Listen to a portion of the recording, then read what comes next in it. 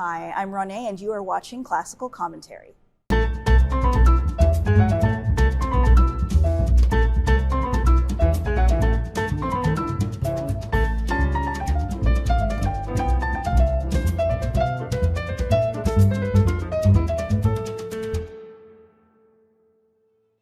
The National Ballet of Ukraine, from the Taras Shevchenko National Opera of Ukraine, is comprised of 150 dancers who perform works of classical ballet and tour internationally.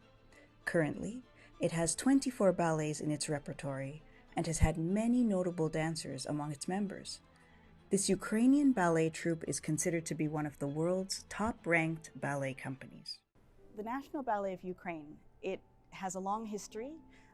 It dates back to 1867, and it's considered to be one of the best ballet companies in the world. It's an honor to have you here with us in Toronto. How long have you been dancing with this company? Something about 20 years. About 20 years.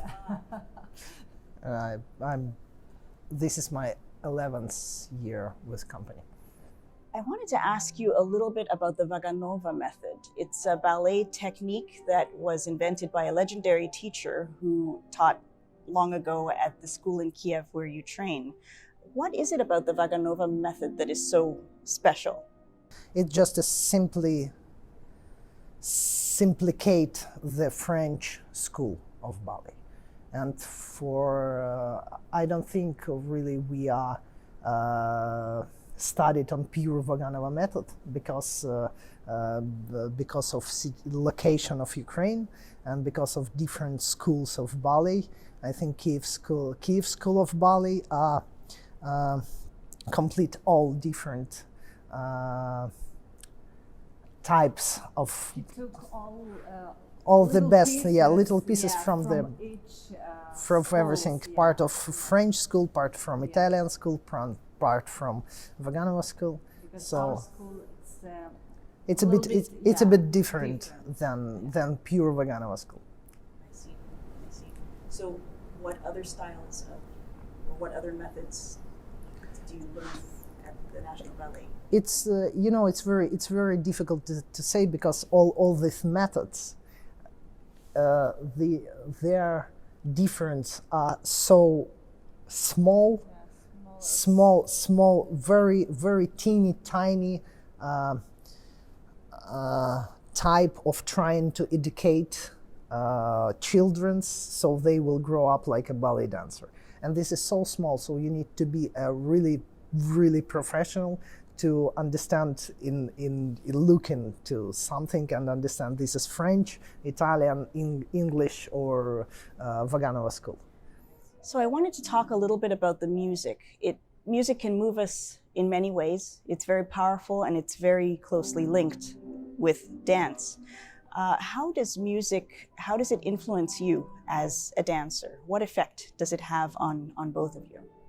If we're speaking about musical, we are working in a musical theater. So first of all and most important part of our work is music. All ballets are created for some kind of music. So music is the first thing.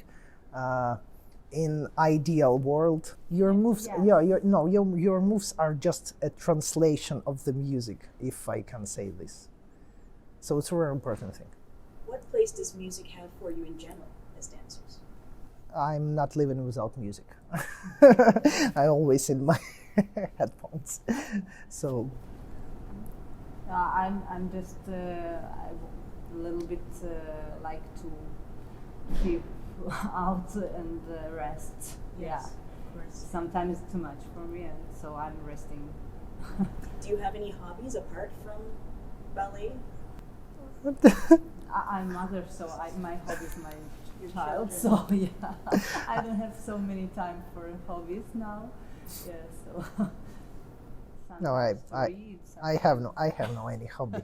To say I have hobby and I do it, it's monthly or weekly or something like this. No, nothing. Now, we all know that this is a very critical moment in time for your country, Ukraine. Ballet dancers have very rigorous rehearsal schedules. Did the National Ballet of Ukraine's dancers have to stop rehearsing at any point in time? Yeah, in the first how many months we don't work? 3, 4, 4 months, yeah? Something like 4 months we don't work at all when it's all start.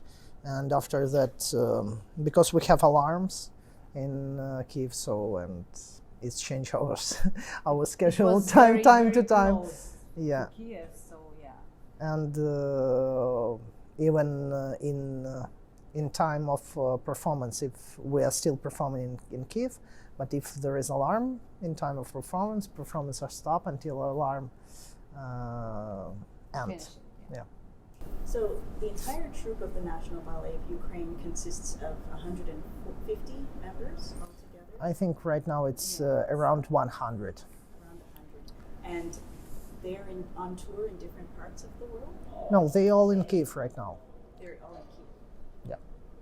Right. I heard that some were in Italy and some were in Japan. Yeah, it's the same people. I come directly from Japan here. Some people who was in Japan, Some people been in. We was in Kiev, I was in Kiev, so it's, yeah. Okay. And what has the reaction been like in different parts of the world? Japan, for instance? No, Japan is most ballet country in the world, so they know and love ballet, and their reaction always depends on how good you dance it, because they understand what you're doing. But for sure, after war started, anywhere in the world, we see very warm audience, and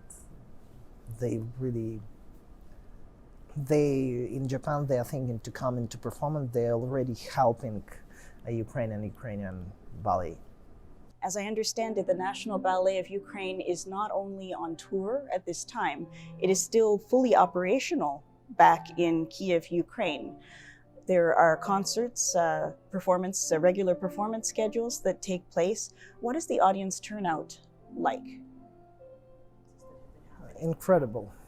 It's very important for them. I think to come into theater for 2 hours, forget and rest and forget about everything what's going on outside, response is incredible. As dancers, do you feel that your dancing has provided a source of artistic therapy for audiences?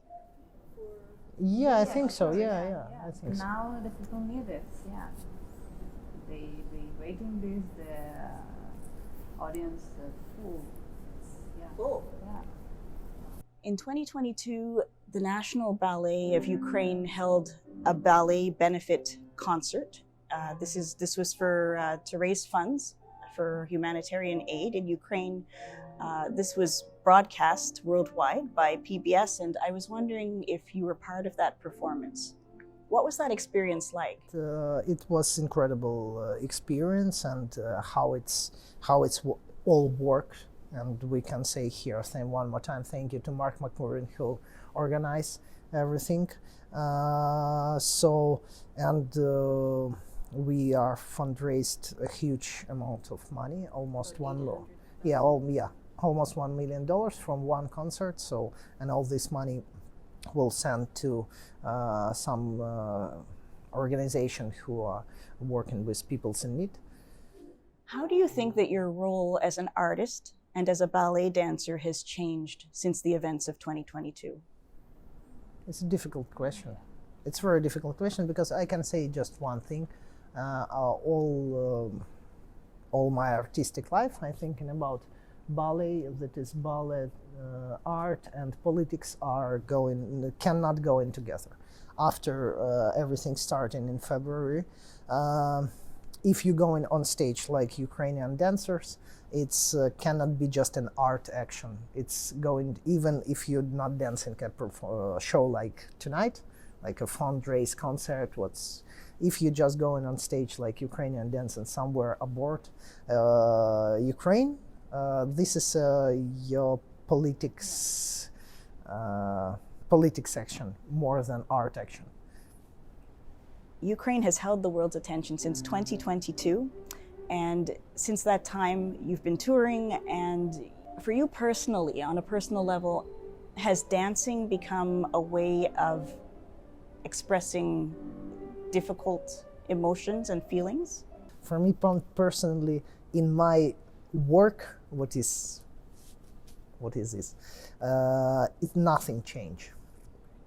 I just go in same on stage with same feelings, try to do my best for audience, and so I can say I find something new after it started. I know many people from company, many person from company, their understanding of dancing and of performing a change, because for them it was so big shock. So they realized that something what they are complaining about before, really nothing right now.